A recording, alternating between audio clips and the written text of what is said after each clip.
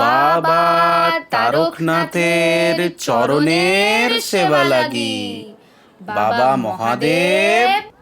চৈত্র মাসের শেষে বাঙালির উৎসব চড়ক, যে পুজোয় ভগবান শিবের প্রতি ভক্তি সবচেয়ে বড়। লাগে না পুরোহিত, লাগে না সংস্কৃত মন্ত্র। প্রায় 1 মাস ধরে গাজন সন্ন্যাসীরা নানা আচার পালন করে চৈত্র মাসের শেষ দিনে চড়ক গাছের নিচে পুজো করে চড়কের মূল উৎসব পালন করেন। চড়ক পুজো উপলক্ষে বাংলার বিভিন্ন এলাকায় বসে মেলা। অনেকেই মনে করেন চড়কের মেলা দেখতে হলে বোধহয় কলকাতা শহর ছেড়ে অনেক দূরে কোথাও যেতে হবে। তবে খোদ কলকাতাতেই কিন্তু চড়কের মেলা বসে।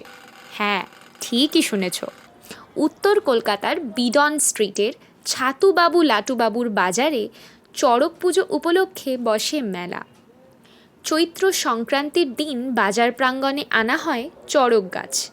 বিকেল 4টে থেকে 6টার মধ্যে গেলে দেখা যাবে চড়ক গাছে দোলা।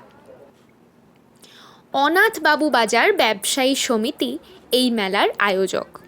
গত বছর আমরাও গিয়েছিলাম এই মেলা দেখতে, কিন্তু দিন ভুল হওয়াতে দেখে আসতে পারিনি। সেবারেই এক সন্ন্যাসী জেঠু আমাদের বলেছিলেন, এইটাকে বলা হয় আমার যেটা হয় চড়কের, ওটা হলো গাজন সন্ন্যাসী। আর এই যে আমরা গাজন করলাম এতদিন ধরে ঝাঁপ, আমাদের যে ফুল ঝাঁপ হয়, কাটা ঝাঁপ, বডি ঝাঁপের পরে আমাদের দশরথী জ্বালানো হবে কালীঘাটে, তারপরে আমাদের এখানে নীল পুজো হবে, মায়ের বিয়ে হবে, তারপর চড়ক হবে। তাই এবারেও গিয়েছিলাম।